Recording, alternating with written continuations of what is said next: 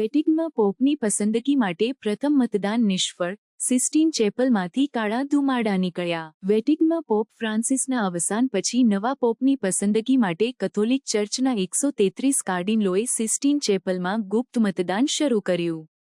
પ્રથમ મતદાન પછી ચેપલની ચીમનીમાંથી કાળા ધુમાડા નીકળ્યા, જેનો અર્થ છે કે કોઈ પોપની પસંદગી થઈ નથી. નવા પોપની પસંદગી માટે 2/3 બહુમતી એટલે કે 89 મતોની જરૂર છે. કાર્ડિનલો દરરોજ 2 વખત સવારે અને 2 વખત બપોરે મતદાન કરશે, જ્યાં સુધી યોગ્ય બહુમતી ન મળે. કાર્ડિનલોએ સિસ્ટીન ચેપલમાં પ્રવેશ કરીને ગુપ્તતા માટે શપથ લીધા અને તેમના મોબાઈલ ઉપકરણો જમ કરવામાં આવ્યા. પ્રથમ મતદાન પછી કાળા ધુમાડા જાહેર જનતાને સૂચવે છે કે હજુ પોપની પસંદગી થઈ નથી. જો પોપની પસંદગી થાય તો સફેદ ધુમાડા નીકળશે. કાર્ડિનલો વેટિકનના નિવાસસ્થાનોમાં અલગ રહે છે અને બહારની દુનિયા સાથે કોઈ સંપર્ક નથી. નવા પોપની પસંદગી માટે વિવિધ દેશોના કાર્ડિનલો વચ્ચે ચર્ચા ચાલી રહી છે.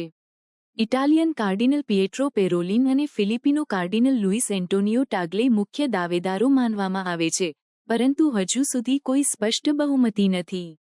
કાર્ડિનલો ચર્ચના ભવિષ્ય વિશે વિવિધ દૃષ્ટિકોણ ધરાવે છે, જેમાં કેટલાક પોપ ફ્રાન્સિસની સુધારાઓને આગળ વધારવા માંગે છે, જ્યારે અન્ય પરંપરાગત મૂલ્યો તરફ પાછા ફરવા ઈચ્છે છે.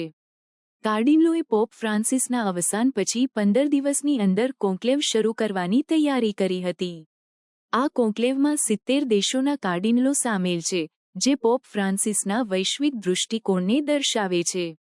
કાર્ડિનલોએ સિસ્ટીન ચેપલમાં પ્રવેશ કરીને ગુપ્તતા માટે શપથ લીધા અને તેમના મોબાઈલ ઉપકરણો જમ કરવામાં આવ્યા.